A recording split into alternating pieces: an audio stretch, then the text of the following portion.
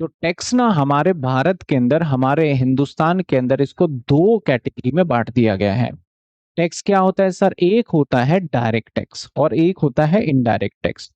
Direct tax नाम से ही देखो आपका क्लियर हो रहा है। डायरेक्ट टैक्स क्या होता है? जैसे आप मेरे पीछे देख रहे हो कि ये व्यक्ति, मान लेते हैं इनका नाम है मिस्टर राम, और इन्होंने सैलरी कमाया, अपनी सैलरी अर्न किया, और सीधा, और ये सब देख रहे हो जो बैठे हुए हैं, ये कौन है? ये गवर्नमेंट है, यानी इनकम टैक्स ऑफिसर है। इनकम टैक्स ऑफिसर है, ये खुद अपनी टैक्स यहाँ जमा करवाने आए अपने इनकम पे, तो ये टैक्स हो गया डायरेक्ट। अगर मैं खुद अपनी इनकम पे टैक्स जमा करवाने जा रहा हूं तो ये कौन सा हो गया? हमारा डायरेक्ट टैक्स हो गया। डायरेक्ट टैक्स को ही हम किस नाम से जानते हैं? इनकम टैक्स के नाम से जानते हैं। दूसरा टैक्स होता है इनडायरेक्ट टैक्स। समझिए, जैसे मान लेते हैं कि ये दुकानदार है।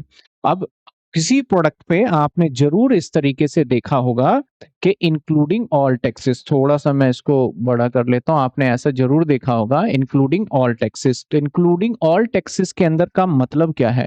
इसका मतलब है भैया, मान लेते हैं कि हमारा 10 रुपए का प्रोडक्ट था, 2 रुपए का टैक्स है, तो टोटल कितने का हो गया? 12 रुपए। तो मैडम ने, जो यहाँ शॉपकीपर है, इन्होंने इसको ये जो चिप्स का पैकेट दिया, मान लेते हैं वो दिया 12 रुपए का चिप्स का पैकेट, जिसमें से 10 रुपए तो इसके चिप्स के हैं और 2 रुपए किसके हैं? 2 रुपए इसके टैक्स के इन्होंने ले लिए।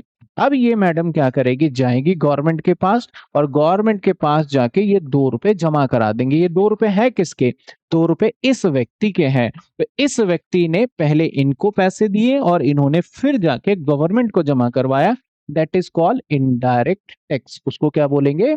Indirect tax. यानी हम अपने टैक्स को डायरेक्टली नहीं जमा कराते, इनडायरेक्टली हमारे बिहाफ पे कोई और डिपॉजिट कर रहा है।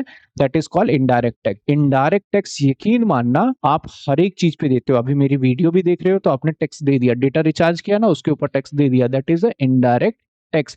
आप शुरू, एंड स्टार्टिंग, जिस दिन से हम बॉर्न हुए हैं उस दिन से हमें टैक्स देना होता है, और लास्ट जिस दिन हम जाते हैं उस दिन भी सरकार को टैक्स दे के ही जाना पड़ता है, और वो टैक्स होता है हमारा इनडायरेक्ट टैक्स। मेरे हिसाब से आपको इसकी जानकारी समझ में आई होगी, डिफरेंस डायरेक्ट टैक्स क्या होता है और इनडायरेक्ट टैक्स। इसके कुछ example: GST, goods and services tax, custom, और भी बड़े सारे टैक्सेस के नाम है, जैसे कि वैट हो गया, जो कि दारू पे लगाती है गवर्नमेंट वैट। अब ये वैट हटानी है, इसको महंगा करने के लिए गवर्नमेंट लगाती है। तो होपफुली आपको ये समझ में आया होगा। टैक्स दो टाइप के हो गए, डायरेक्ट और इनडायरेक्ट। ऐसे वीडियो के लिए चैनल को सब्सक्राइब करिए, और इस बार मैं इनकम टैक्स से रिलेटेड खूब सारी जानकारी आपको देने वाला हूँ। Thank you so much.